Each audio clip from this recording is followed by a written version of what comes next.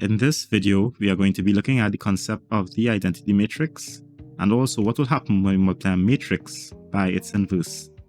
So here we have that the identity matrix is a square matrix, and a square matrix is a matrix that has the same amount of rows as columns.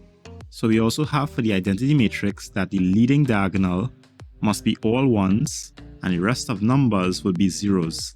So we use the symbol I to represent the identity matrix. Now, since the identity matrix must be a square matrix, let's start with a 2 by 2 matrix. So we'll have 1, 0, 0, 1. Now we can see the leading diagonal here, all ones, and the rest of numbers would be zeros. Now let's look at the identity matrix for a 3 by 3 matrix. So we have I is equal to 1, 0, 0, 0, 1, 0, 0, 0, 1. So here we can see that our leading diagonal are all ones and the rest of numbers are zeros. So now let's look at some matrix properties that involves the identity matrix. So any matrix, so we have a matrix A multiplied by the identity matrix will give you back that same matrix. So A multiplied by the identity will give you back A. Likewise, if you multiply the identity matrix by the matrix A, you will get back the matrix A. Also, if you multiply a matrix by its inverse, you would get the identity matrix. Or if you multiply the inverse of a matrix by that matrix, you would get the identity matrix. So now I'll go and do the necessary matrix multiplication to show these properties. So my first question I have, if I have the matrix A being 1, 2, 3, 4, and I have the identity matrix, I want to calculate what is A times I and I times A. So I have A times I, so I have the matrix A here times the identity matrix. And we know when we are doing matrix multiplication, we multiply rows in the first matrix by columns in the second matrix. So first I'll multiply this row by this column. So I'll have 1 by 1 plus 3 by 0. So the 1 by 1 will give 1 and the 3 by 0 will give 0. So I'll have 1 plus 0. Then I'll multiply this row by this column. So I'll have 2 times 1 plus 4 times 0. So 2 times 1 is 2 and the 4 times 0 is 0. So that'll give me 2 plus 0. Then I'll multiply this row by this column. So I'll have 1 times 0 plus 3 times 1. So the 1 times 0 is 0 and the 3 times 1 is 3. So I'll have 0 plus 3. Then I'll multiply this row by this column. So I'll have 2 times 0 plus 4 times 1. So 2 times 0 is 0 and the 4 times 1 is 4. So I'll have 0 plus 4. So when I work these out, I'll have 1, I'll have 2, 3, and 4. Now you can clearly see this is the same as the matrix A. So I multiply matrix A by the identity, you'll just get back the matrix A. So now let's do it the other way around, where we have the identity first, then the matrix A. So we know we multiply rows in the first matrix by columns in the second matrix. So first I'm going to multiply this row by this column. So that's 1 times 1 plus 0 times 2. So 1 times 1 is 1 and 0 times 2 is just 0, so let's remain with 1. Then I'll multiply this row by this column. So 0 times 1 plus 1 times 2. So the 0 times 1 is 0 and the 1 times 2 is 2, so let's remain with 2.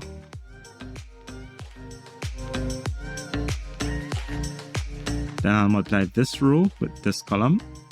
So 1 times 3 is 3 plus 0 times 4. So the 1 times 3 is 3, the 0 times 4 is 0, so I'll just remain with 3. Then I'll multiply this row by this column. So I'll have 0 times 3 plus 1 times 4. So 0 times 3 is 0 and the 1 times 4 is just 4. So I'll just have 4. And once again, we can see that this matrix is the matrix A. So when I multiply the identity by the matrix A, I'll just get back the matrix A.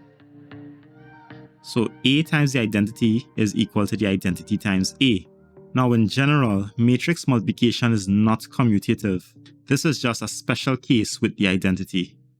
So you have A times I is equal to I times A.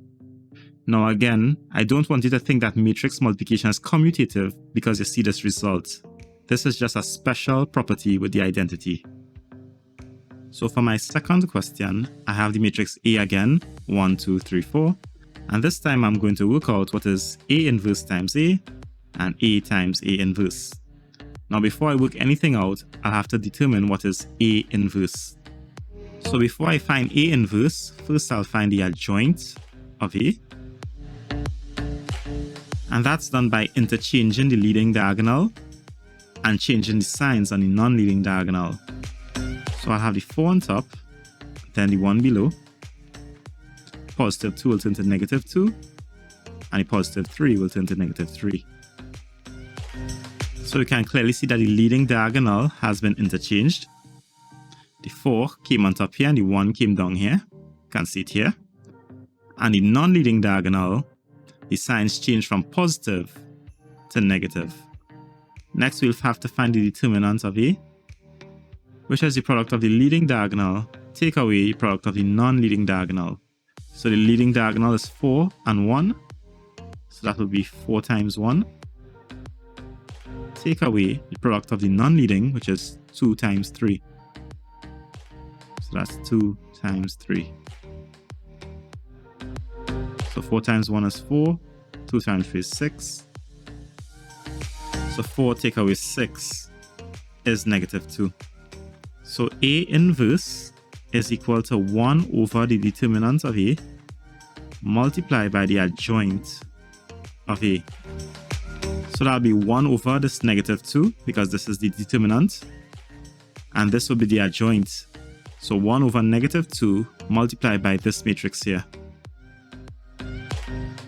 So we have 1 over negative 2 multiplied by 4, negative 2, negative 3, 1.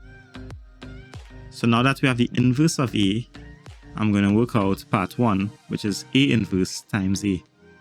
So here I have the inverse of A multiplied by the matrix A. So we are multiplying rows in the first matrix by columns in the second matrix. So first I'll multiply this row by this column. So I'll have 4 times 1, which is 4, plus negative 3 times 2, which is negative 6.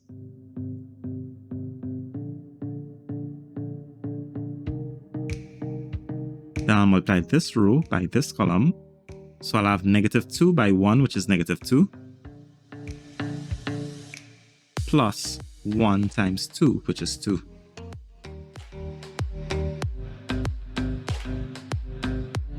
Then I'll multiply this row with this column. So I'll have 4 times 3, which is 12, plus negative 3 times 4, which is negative 12.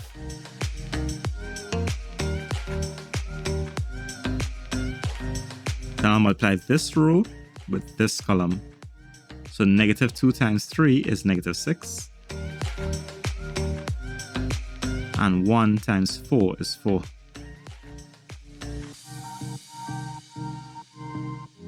So now I'll work out inside here. So 4 plus negative 6, these two signs, you multiply them and get a negative sign. So you'll have 4 take away 6, and that's negative 2. So I'll have negative 2. Negative 2 plus 2 is 0.